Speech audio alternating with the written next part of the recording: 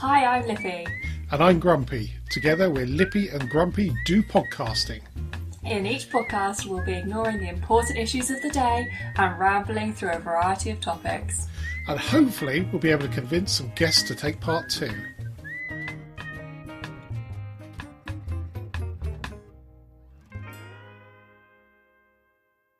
Hi Lippy, this is our third episode, would you believe? Crazy, 3 whole weeks of rambling. 3 whole weeks. Who would have thought? Who would have thought? I see the download tally has tailed off a little bit, but we've certainly got 2 dedicated listeners. I've had communication from both of them in the last week. So that makes 3 dedicated. Had a lovely lunch with one of them today. Fantastic. So that's good. So my very, very old friend in Australia, we've known each other for quite a long while. He's the tomato man. Has had some very bizarre theories about tomatoes, and he's agreed to come on as a guest at some point. And of course we've got 2 other guests as well. We've got Death Stare, who may or may not be related to both of us. Yes, and the Frozen Camper, who is also related to both of us. And we'll do camping in a few weeks, so hopefully we'll get to both Death Stare, Tomato Cutter, and the Frozen Camper on sometime soon. They're great nicknames. They are. Well, it takes a while to come up with them, but actually it doesn't at all. No. So you had some news about mince pies following our bit last week. See, I thought I'd have a little look into it, which I probably should have done before we had a chat about it, but I have discovered the real reason why we have mince pies at Christmas. Ah, pray tell. Yes, because it's a very old tradition, having mince pies. It was actually a meat pie, so actual meat in the pie instead of what we have today. But the very wealthy used to use it as a sign of their wealth. So they would have very extravagant looking mince pies. And they would have these on the one pie, which would last them the 12 days up to Christmas. So that is where the mince pie comes in. I see. So I was right, basically, that you should only have mince pies in December. The thing I thought about this is, yes, but if you're going to do it in tradition, then you should be eating a meat pie. So if we're able to change the meat to a sweeter mince of fruit, why can't we change it to have it for the 3 months up to Christmas rather than the 12 days? You have a valid point, but it is still wrong. I don't think we're never going to come to the bottom of this. We're never going to agree on this. But I actually quite fancy the idea of a meat pie, or some other sort of pie, I suppose, in the 12 days up to Christmas. And I seem to be bombarded with pie adverts on social media at the moment, so maybe that's the answer. Maybe there's a business there where you send out a pie a day. I do worry, though. Would a meat pie last 12 days? That's a very good question. So, I mean, if you go back in time to the time they're talking about, there were preservatives that we have in food nowadays. But I guess they were probably less worried about the fact that... Well, when you look at some of the ships, around again pirate era, that sort of thing, Nelson's ships, the food was often heavily salted to try and keep it fresher, unmaggoted. Let's put it that way. And quite often the sailors would eat in the dark, so they couldn't see what they were eating. So it's so modern day you probably could get away with it, but preservatives aren't that natural, so. Maybe not. But a game pie, you'd hang game for a period of time before cooking it. Who knows? I'm not sure it's an experiment we should try, though. Oh, no. We can have a new pie every day. That would be good. A different type of pie. Yeah, turkey pie. Oh, no, that's after, isn't it? Yeah. Yes. I also had an email from a listener. About he rambled on about many things. He would be a very good co-host for this show, I think. His ability to ramble and phenomenally well describe things is pretty awesome. But he was talking about the Marmite and Peanut Butter mashup. He was. Now, I think he loves Marmite. That's for sure. He also likes peanut butter, but I suspect from his email there's a bit of digestive distress after eating that. It was something I've never experienced from peanut butter, so that was a bit odd. But during lockdown earlier this year, his wife bought a Marmite and Peanut Butter mash-up, as he calls it. I did try some, he says, and here is my review. This product is proof that the devil finds work for idle hands. It takes two splendid products, combines them, and in doing so, doesn't do it very well. The sensation in the cake hole is completely so not what the mind imagined it would be. The nausea I felt was like the one and only time I took a bite from a well-known donut. And that was the only part of the whole email I was shocked by, because that well-known donut is one of my favourites. Yeah, slightly odd, but each to their own. He then goes on about what should happen to the inventor. The inventor, not inventor. But I'm not going to repeat that. Because there is no swearing on this podcast. Well, no swearing, but it is quite specific, and yes, other people got into a lot of trouble with that sort of thing. There was then a follow-up email to borrow and adapt a great quote from Jurassic Park, and this was Jeff Goldblum. The product makers were so preoccupied with whether they could mash up Marmite and Peanut Butter, they didn't stop to think if they should. Very wise words, I would have said. Very wise words. But so that was very good to receive that little bit. Sounds like he's enjoying our show immensely. So that's 3. Nice to hear. Not bad. Anyway, in the last week, any notable events? I had a job interview. Fantastic. On my notes, I have put job interview - got a job, because I was meant to find out today, but I haven't had anything yet. So we're going to stick with I had a job interview. Probably no job. Well, we'll have to wait and see, won't we? It is worth reminding our 3 listeners that one of the reasons for doing this podcast was because you are, at the moment, a lady of leisure, a lady that lunches, as you did today. Do you know what? I lunched today with a cocktail. That is how lady of leisure I am at the moment. Yes, that's quite impressive, actually. Overlooking Portsmouth Harbour, which was delightful. Even in the rain? Oh, no. Well, it looked nice. I was inside, obviously, but... Yeah. So, as a reminder, if you do have job vacancies for senior office administrators, or somebody who you need just to be a bit bossy, then Lippy's your person. Anything else of note from last week? Our massive Aldi opened down the road. That sounds very exciting. I got there for 9:30 on the day it opened. It was a queue. It was so busy. I was in absolute shock, but it was quite a beautiful moment, because I walked in and it was like I was the first person in the store. They were constantly restocking, so all of the products were basically flat to the shelves and everything was brand new, and there was so much in there. But it was probably the best day of my whole life. My 24 years of living, it was the best day. I'm slightly concerned that the shelves could be seen on Sleeping with the Enemy.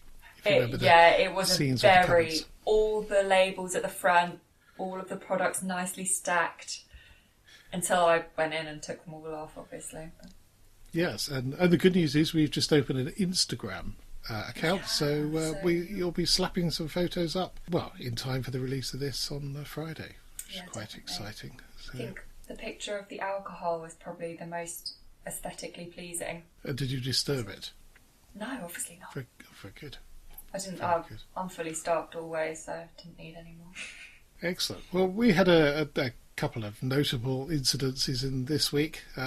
So Thursday, the day you were at Aldi, and in fact you phoned to say you just purchased something, which caused wife of Grumpy, who was driving, we've got a soft top Volvo, the wrong way. So we ended up going down a road that was closed, so having to take a detour, along with half of the village's traffic, past some major building sites as well. So it was utter chaos. As we're driving along this quite narrow lane, there's a car coming very fast in the opposite direction. And so wife of Grumpy moved over in the road, didn't spot, because it was quite dark, there was a tree hanging down.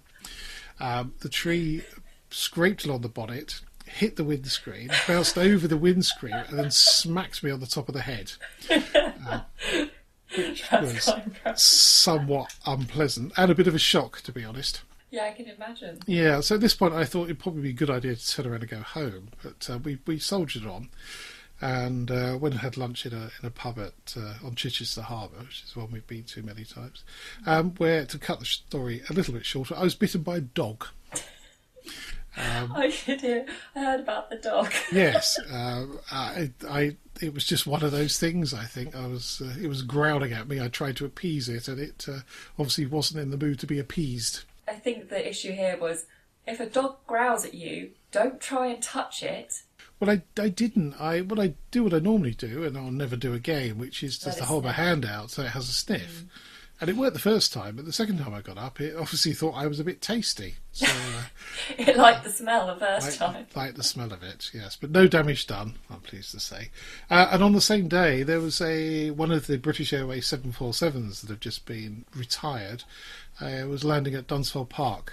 So you're probably best known for Top Gear circuit there. And it will be used as a film location. There's one there, I think that's been there about 10-15 years and has been well used. So they removed the engines because there's quite a lot of money in the engines, and apparently the runway is too short for them to take off. So I've heard that. Yeah, so you wouldn't get it back out again in one piece. So that was quite exciting, but interesting that there is planning permission on that site for a very large number of houses, and it seems odd that they're landing a 747 in there if they're in fact going to be building on it. So maybe it's delayed the whole thing.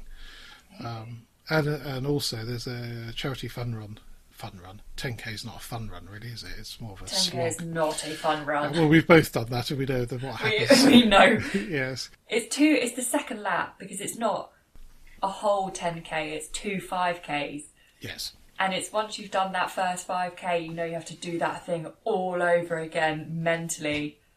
That was the hardest part of the run. It's really hard. It's very hard. What's a lot easier is marshalling, which I've done for which the we last will both be doing. 5 years, and we'll both be doing on the 22nd of November. So let's hope it's not pouring with rain, because that's could be very damp, cold, and miserable at the end of the runway. I think I'd rather that than do a 10k still, because you would be doing the 10k in that. So yes, you're right. We had one year where we had there was quite a wind blowing down the runway, and I think the top runners, their time was 5 minutes off what they would normally do, and that was purely because of running 2 miles into the wind. You could stand up and lean back into it. It was quite strong. And unfortunately, a couple of people decided it was a good idea to turn up and not have any breakfast and run, and then collapsed about halfway down.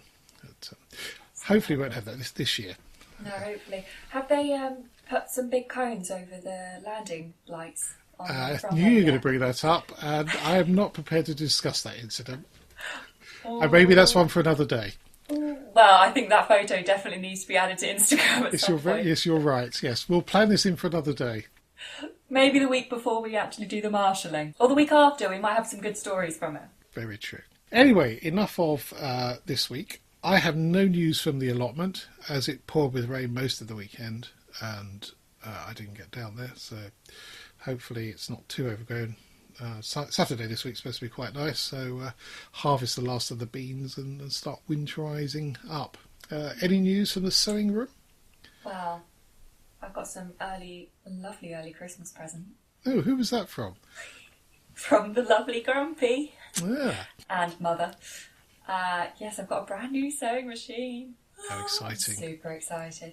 I haven't quite got around to threading it yet, because it does need a lot of concentration, and it's a bit trickier than I had quite a mini machine that was quite easy, just stick it on, loop it round, and it was done. This one looks a bit more difficult, so I read the manual all the way through. Very good. And then tomorrow is the day I'm gonna sit down and give it a little thread. So this new one I've got does letters, so it will sew letters in, so I can start my brand in. So I'll get a little picture of that. Excellent. On our Instagram. Very good. Oh, well, that will be exciting. So hopefully we'll see some products coming out soon. Yeah, that's not if I can't do it. Of course. Because if I end up not being able to thread this machine, I may have a breakdown. But that's what YouTube is for. I'm sure somebody's done it and I'll be able to watch something. I'm sure yes. There's something on YouTube to fix any problem, I've discovered. Yes, even your sister managed to change an alternator on a Mitsubishi Shogun from YouTube. I don't even know what that is. That is not something I'd be able to do. Well, it involves opening the bonnet, which is not your strongest point, is it? No.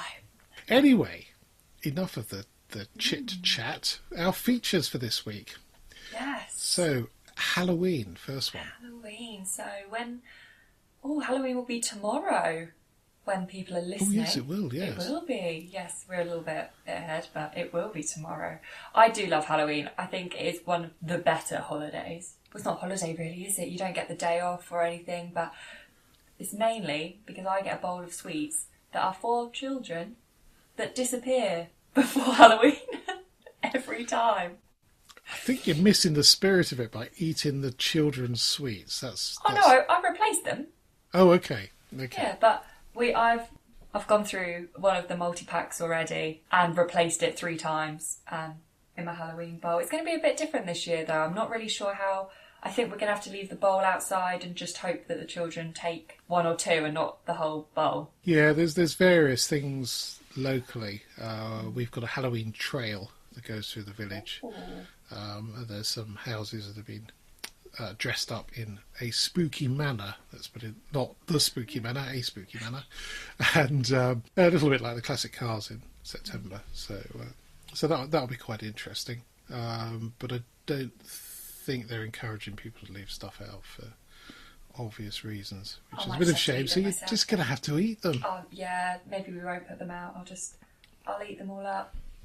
Yeah, probably the safest thing to do in some ways, and not in others. So, lockdowns doesn't make a difference, does it? Doesn't matter how much I eat. It sort of does, but certainly lots of sugar. Personally, I never understood the attraction of Halloween. Well, I did a bit of back research on why it's a thing in the first place, because when we picked this topic, I did think to myself, how did it come about? Because it is a very strange, people dressing up and knocking on people's doors is odd, but that actually had nothing to do with the original reason that Halloween was celebrated. This is the earliest kind of description I could find of it. Actually started with the Celts about 2,000 years ago, and obviously it wasn't called Halloween, it was called... You're going to have to help me with this. Samhain? I think it's Samhain, yes. Samhain, yes. And was celebrated in what now is known Ireland, United Kingdom, Northern France. And this was because their New Year was on November 1st. So the 31st of October was the last day of the year. Obviously, that's why the 1st is the New Year. Yes. But it was the celebration of the end of the summer harvest before going into the dark, cold winter. Okay. That time was also associated with death because it was winter, not modern housing, cold, people die. So on the New Year's Eve for them, the night before, the Samhain, so the Druids built a huge sacred bonfire, burnt all of their crops. They used to wear the animals' faces and the skins of the animals and burn their organs and insides. And this was to help tell each person's fortune for the winter months, so they would know how their winter was going to be. So that is why they did it. So there's none of this trick-or-treating, none of this... The dressing up, I think, is taken from that, but if I saw a little kid with a pig mask on, I think I would probably have a panic attack. I'm not sure about you, but that wouldn't be... It wouldn't be the sort of thing you'd want to see on certainly on a not. Saturday evening. It's interesting how did you get from burning crops to wandering around with a demanding sweets or menace. Definitely. I don't know where the trick or treat bit came from. That's quite interesting. From the article I read, it kind of, when it got Americanised, that's when all of the other small little bits started coming into it. Interesting. I mean, I always view it as a very American thing rather than a British thing that's just been commercialised here, to be honest, and ended up with all sorts of plastic skeletons littering around the house for for the remaining part of the year, which just seemed a bit pointless. We did have many years ago, we had this bowl that was battery operated, that as you put your hand into it, the skeletons came out. Yeah, exactly, which terrified a few children, which I kind of think is the point, really. That, well, it was meant to be more of like a sacred event, and it was the boundary between the living and the dead, and kind of trying to keep them at bay rather than all of this sweets and trick-or-treating side of it. Yeah, well, it's fair to say there is a massive amount of information on Wikipedia about Halloween, so it's quite. It goes back a long way, and it is interesting. Interesting to see where these bits come from, and how different festivals from different generations then sort of, in some cases, merge together.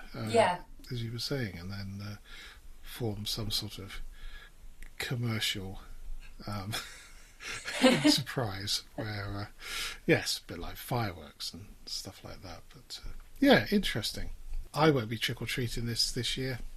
I've decided a bit too old, a bit too scary, and a bit too grumpy. To be honest, the best bit is the sweets, and I've already done that, so although I do like fancy dress. Well, I quite like a fancy dress party, but wandering around the streets in October in a flimsy fancy dress outfit, it's not really my thing at all. No, although it would scare a lot of people. Yes, it would do, but not walking around normally scares people, and dogs, I found out this week, obviously terrifies them. I mean, my one memory from a few years ago is where everybody went out and left me, and the house had been decorated, so there was a constant stream of children banging on the door, and I got so fed up and I just left the bowl on the doorstep.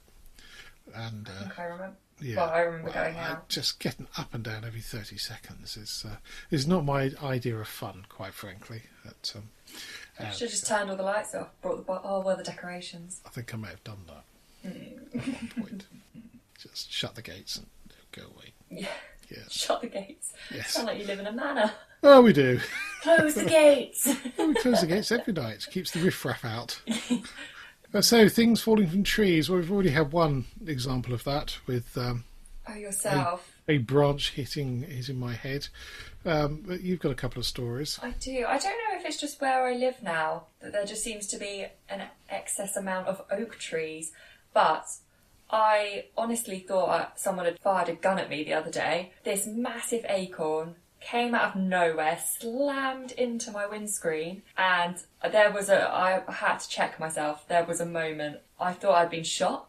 You know that scene in Friends where they're going for the drive along in the police car and the car backfires and Joey lunges for a sandwich. Yes. There is a man who's got his priorities right. He lunges for the sandwich, and his motto in life is Joey doesn't share food. And it's correct. It is the correct thing. If you want a pudding, you order one. You don't eat mine. That doesn't work. No, sir. No, or madam. Well, I had to pull into the slow lane.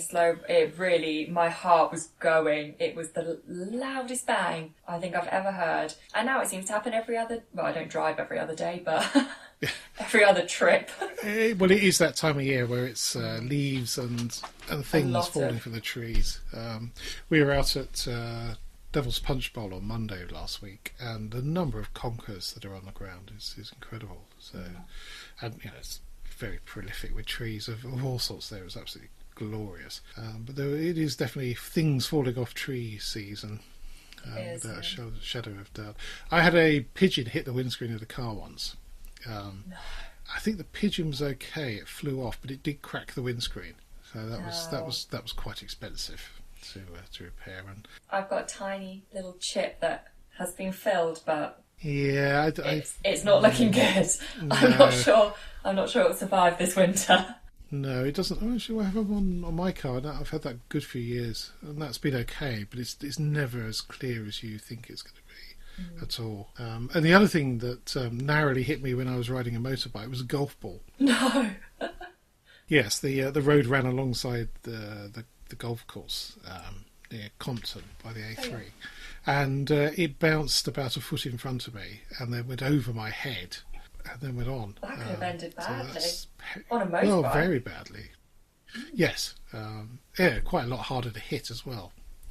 But yes, perilously close to the road there. Not sure that's a brilliant idea. And I don't know where, if you have an accident as a result, whether there must be a liability on the golfer. Right.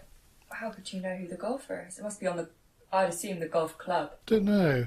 No, don't know. I suppose you'd have to track them down first. But yes, yes, lots of things dropping on and being fired at you whilst on the road, and none of them are a particularly good thing. Not good for the pigeons either.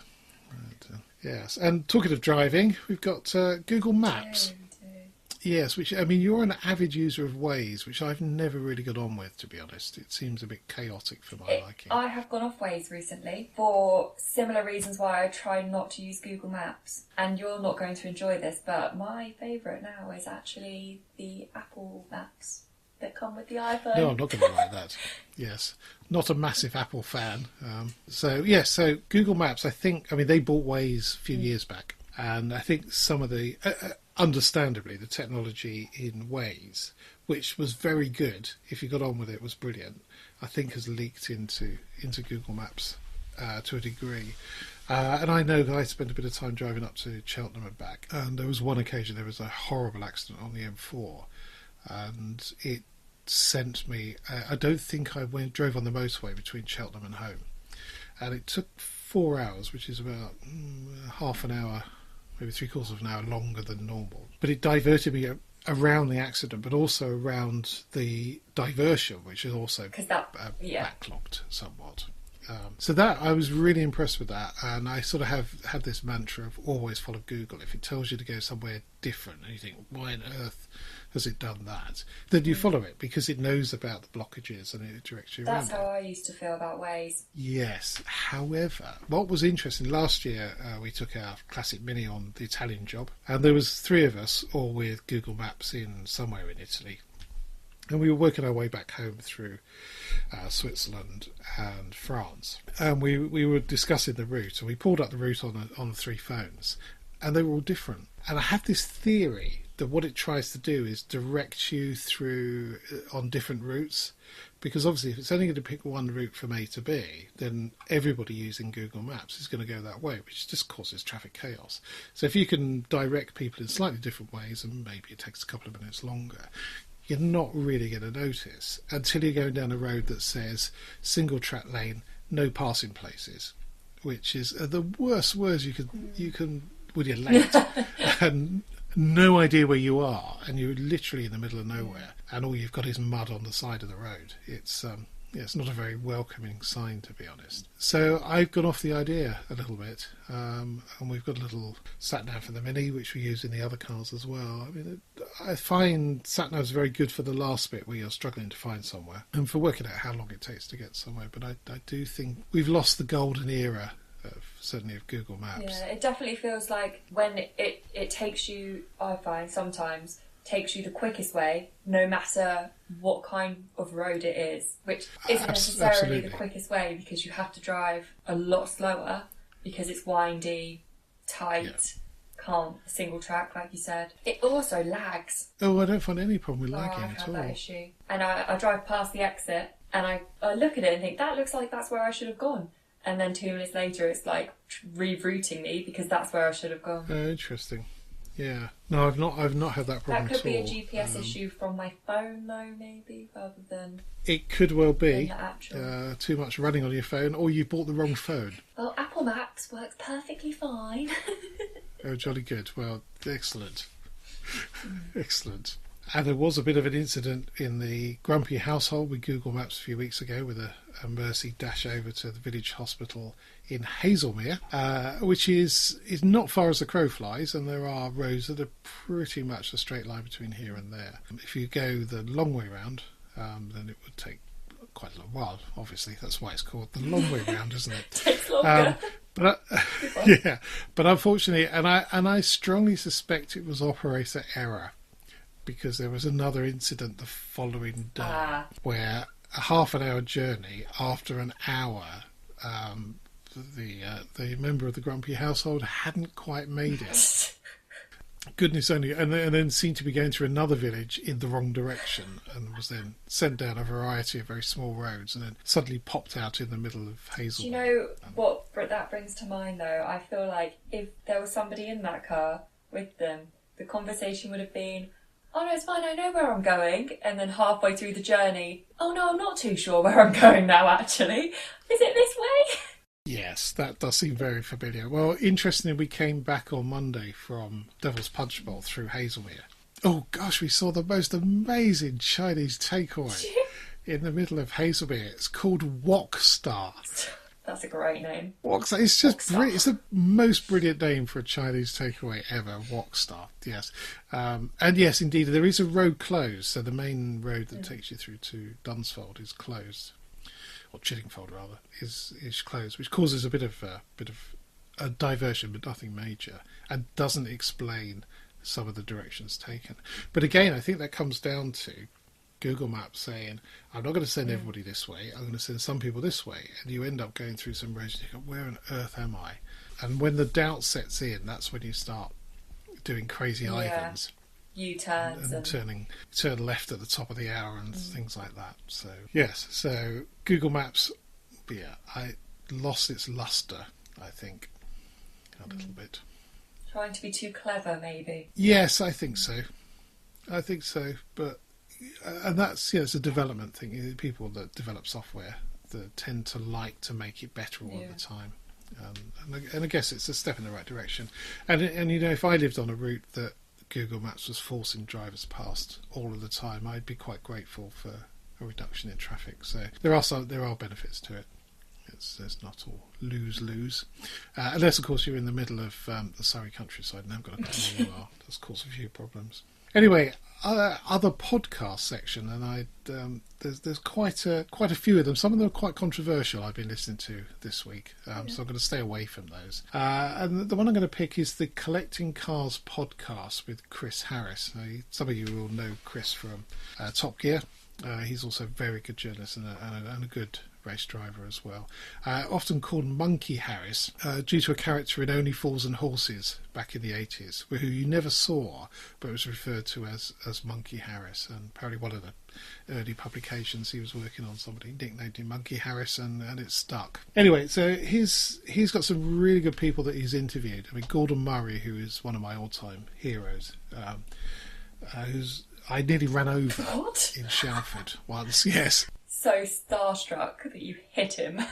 No, he was walking in the middle of the road, to be honest. I mean, he's a big lad. He's quite hard to miss, and he does share my tendency to wear a loud shirt on occasions. So he's quite hard to miss. But he was just sort of wobbling really in the entrance to the business park where he still has an office, and I was working. So that's my claim to fame with Gordon Murray.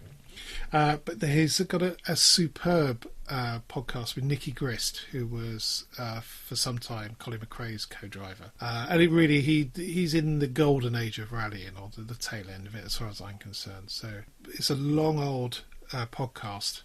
It's nearly 3.5 hours, but it is worth listening to because he talks very affectionately about the sports. His relationship with Colin, which was a bit frosty at times. Colin was a genius behind the wheel, but very shy as a person. And people that are very shy often come across as being a bit rude and brusque. But yeah, really good. Not all of them worth listening to, but most of them are. So if you'd like a bit of motoring folklore, then certainly Collecting Cars podcast is the one to listen to. Okay, Lippy, so next week, what have we got planned? Next week we have what should be in a full English breakfast. Now, I've had a couple of those over the last week or so, I've got good experience. Good experience and quite a list as well. And after that we have post-it notes and digital post-it notes. Now, you came up with the post-it notes, and I'm a big fan of digital post-it notes, so we'll have a little chat about that next week. And then, as a household of cat owners, do cats have owners or staff? I think we all know the answer to that. But I have learnt some very interesting facts about cats. Fantastic. We look forward to those. Sharing with you all. So that's it for this podcast. Thank you so much for listening. I would like to thank our sponsors, however we don't have any. So here's Lippy pitching for a job. I'm currently unemployed, thanks COVID, and looking for an office management role, so if you need an extremely organised and hard-working office manager, then pop me a line. If you're enjoying our rambling podcast and can spare a few pennies to help with our hosting costs, please head over to patreon.com/Lippy and Grumpy and also leave a good review, or a bad one. If you have a topic you'd like covered, please leave us a message via our website, lippyandgrumpy.uk. So it's goodbye from me. And goodbye from him. Goodbye.